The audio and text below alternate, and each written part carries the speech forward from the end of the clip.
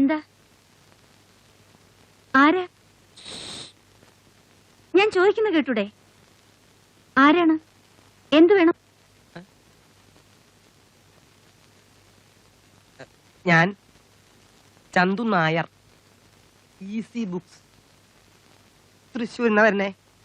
ഈ ചന്തു നായർ നമ്മുടെ NS Ananthapadmanabhan novelist ഇവിടെ ഉണ്ടെങ്കിൽ തരൂ. ആ വരൂ, കയറിയിരിക്കൂ. ഞാൻ അദ്ദേഹത്തോട് പറയാം. Thank you. വരൂ, ഇരിക്കൂ. ആ അതിനെന്താ?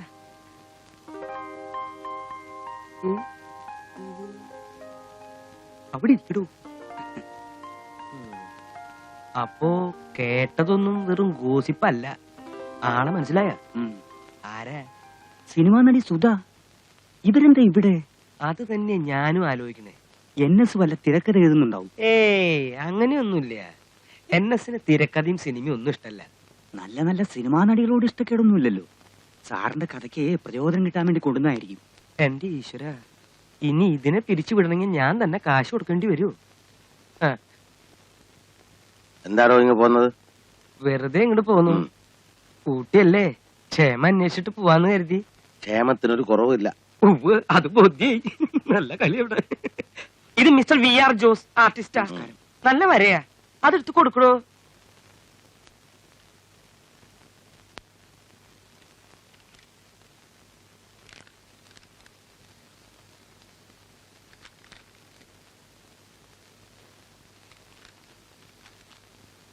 VR ജോസ് ഡിസൈൻ ചെയ്തതാണേ. ഇതൊക്കെ പിന്നീട് ചെയ്യേണ്ട കാര്യങ്ങളല്ലേ? മതി, ഞാൻ പറഞ്ഞില്ലേ എന്തിനത്ര തിരക്ക്. ഇഷ്ടപ്പെട്ടില്ലെങ്കിൽ ഇനി എത്ര വേണമെങ്കിലും വരയ്ക്കാം. സാറിന്റെ പുസ്തകത്തിന് ഒരു കവർ വരയ്ക്കാൻ പറ്റുന്നത് എന്റെ ഭാഗ്യമാണ്. കവർ ഓഫ് സെറ്റ് നല്ല കളർഫുൾ ആയിട്ട് ചെയ്യിക്കാൻ എന്റെ പ്ലാൻ. എഴുതി തീർത്ത അധ്യായങ്ങള് ഓരോന്നായിട്ട് തെറ്റിതിരുത്തി ഇങ്ങോട്ട് തന്നാൽ പ്രിന്റിങ് തുടങ്ങായിരുന്നു. ആട്ടെ, എവിടം വരെ ആയി? എന്ത് നോവൽ തുടങ്ങിയിട്ടില്ല? തുടങ്ങിയിട്ടില്ലെന്നോ? അപ്പൊ നവംബറിൽ എങ്ങനെ പുസ്തകം കൊടുക്കും? കൊടുക്കാന്ന് പ്രതിജ്ഞ ഒന്നും എടുത്തിട്ടില്ലല്ലോ. എങ്കിലും എന്ന് തുടങ്ങും എന്ന് തീരും എന്നൊന്നും പറയാൻ പറ്റില്ല.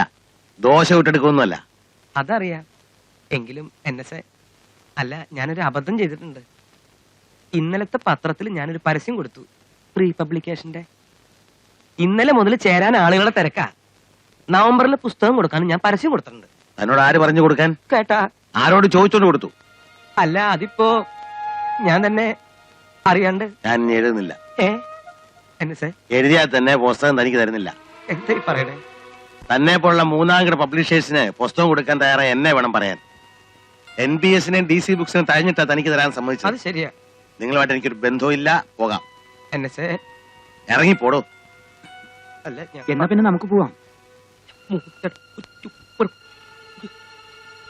NS ഒരു തെറ്റ് പറ്റിപ്പോയി. ഇനി ഇവിടെ വന്ന് ആലോചിക്കാതെ ഒന്നും ഞാൻ ചെയ്യില്ല. ഉറപ്പാ. ഈശ്വരനാണ് ഉറപ്പ്. ദേ, ഈ കാല് പിടിച്ച് ഞാൻ പറയാം, എന്നോട് ക്ഷമിക്കണം, എന്നെ ഉപേക്ഷിക്കരുത്. പന്നിക്കച്ചവടം അല്ലേ? പന്നിക്കച്ചവടം. പന്നിക്കച്ചവടാ? എന്താ NS ഇത്? നിങ്ങൾക്കൊക്കെ അതേ ചേരൂ. അങ്ങനെ വല്ലതും ചെയ്ത് കാശുണ്ടാക്ക്. അല്ലാതെ എന്നെ വിറ്റങ്ങനെ കീശ വീർപ്പിക്കാൻ നോക്കണ്ട.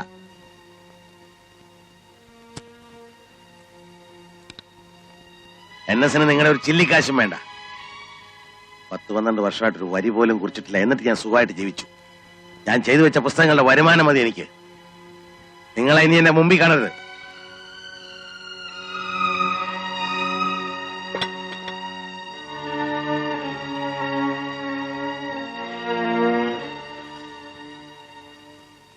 ഒരു മിനിറ്റ് പ്ലീസ്. സുധിയാണ് പറയുന്നത്. പ്ലീസ് ഒരു വാക്ക് ഞാനൊന്ന് പറഞ്ഞോട്ടെ.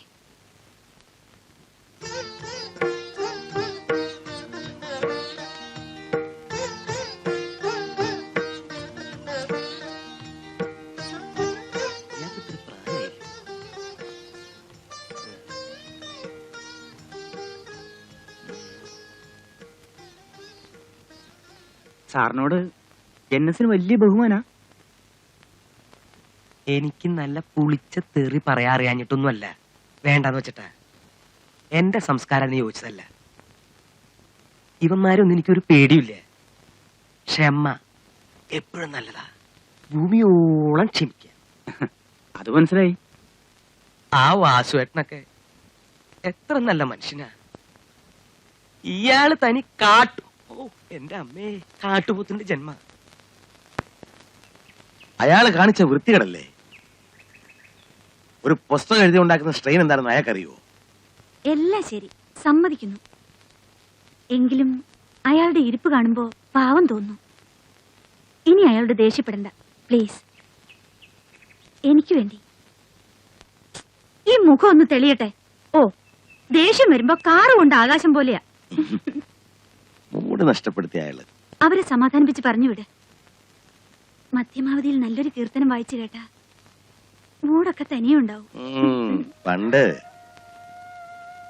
കഞ്ഞി പറ്റു കുറഞ്ഞെന്നും പറഞ്ഞ് ഞാൻ ശാഠ്യം പിടിച്ച് കരയുമ്പോ ഉള്ളി കാച്ച നെയ്യൊഴിച്ച് ചോറ് ചുട്ടി തരുന്നത് പറഞ്ഞ അമ്മ എന്റെ കരച്ചിലടക്കും. പക്ഷെ ആ നാളെ ഉണ്ടാകാറില്ലെന്ന് മാത്രം. ഞാനും അമ്മയെ പോലെ മോഹിപ്പിച്ച്. അല്ല, നീ എനിക്ക് നെയ്യൊഴിച്ച ചോറ് മാത്രമല്ല, മോഹിച്ച ജീവിതം തന്നെയാണ് വാരിത്തരുന്നത്.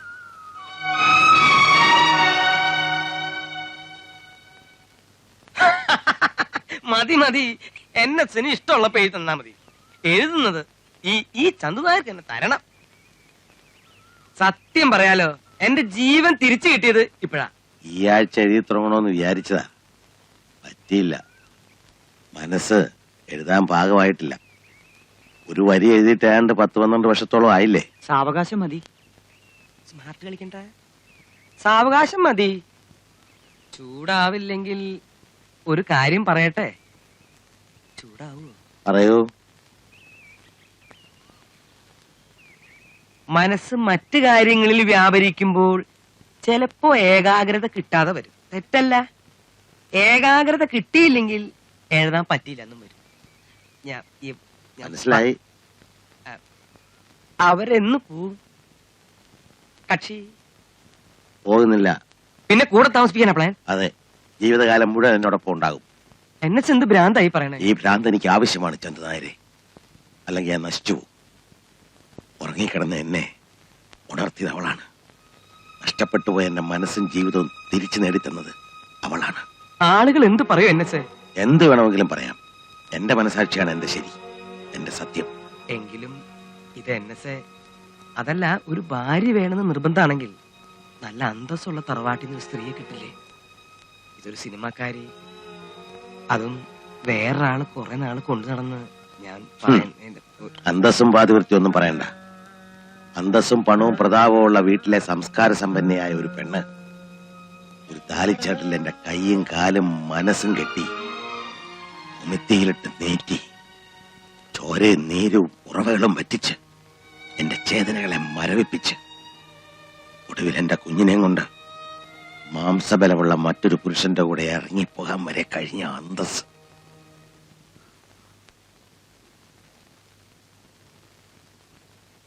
മതി, എന്തിനാ വെറുതെ കഴിഞ്ഞതൊക്കെ.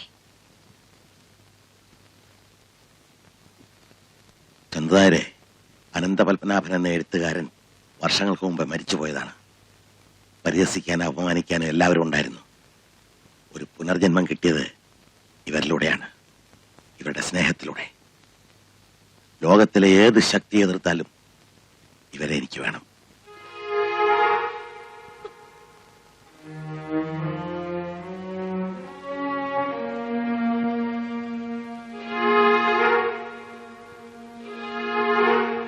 ഞാൻ പറഞ്ഞതിൽ വിഷമം തോന്നരുത്. ഒരുപാട് അനുഭവിച്ച മനുഷ്യനാ. താഴത്തെ പടിയിൽ നിന്നും വന്നതാ. പണവും പ്രസിദ്ധിയും ഒക്കെ കിട്ടി. പക്ഷേ മനസുഖം എല്ലാം എനിക്കറിയാം. ഈ മനുഷ്യനെ ഞാൻ നശിപ്പിക്കില്ല. നശിക്കുന്നെങ്കിൽ അത് ഞാനായിരിക്കും.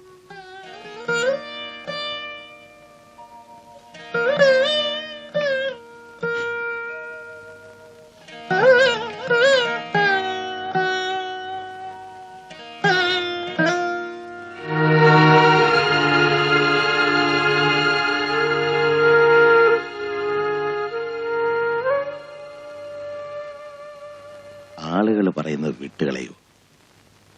നമുക്ക് നമ്മളെക്കുറിച്ച് ആലോചിക്കാം, നമ്മളെക്കുറിച്ച് മാത്രം. നാളെ ചരിത്രത്തിൽ എന്റെ സ്ഥാനം എവിടെയായിരിക്കും? ഒരു വലിയ മനുഷ്യന്റെ ജീവിതത്തെ കളങ്കപ്പെടുത്തിയ കൂത്തുകാരി പെണ്ണ്.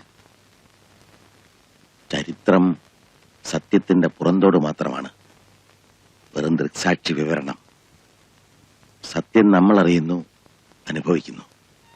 വരണ്ടുണങ്ങിക്കിടന്ന എന്റെ മനസ്സിന്റെ ഭൂമി നേർനനച്ച് ഉഴുതുമറിച്ച് വളം ചേർത്ത് അനുരാഗത്തിന്റെ വിത്തുകൾ പാകി പച്ചിലക്കാടാക്കിയത് നീയാണ്. ഇപ്പൊ അവിടെ വസന്തമുണ്ട്, പക്ഷികളുടെ പാട്ടുണ്ട്, ജീവിതമുണ്ട്. എല്ലാം തന്നത് ഈ കൂത്തുകാരി പെണ്ണാണ്. ഞാൻ എന്താണ് നൽകിയത്?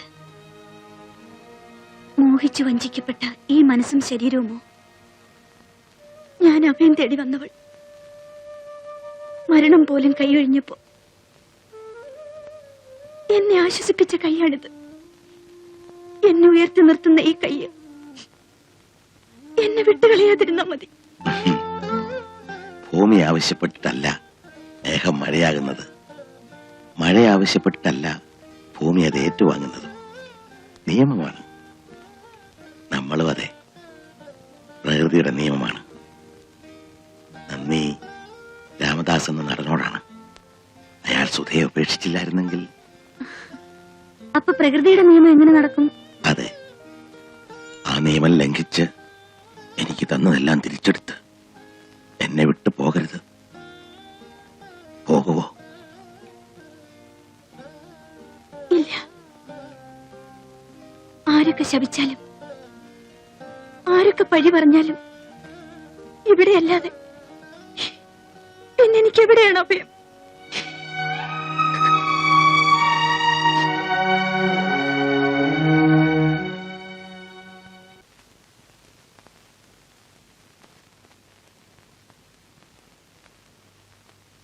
നല്ല ഭംഗിയുണ്ട് അവരെ കാണാൻ.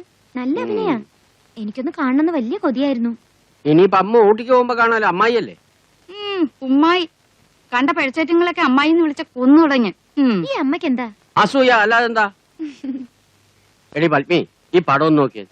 എന്തൊക്കെ ദൂഷ്യം പറഞ്ഞാലും അവരെ കാണാൻ നല്ല സ്ത്രീത്വം ഉണ്ട്. അയ്യടാ സ്ത്രീത്വം.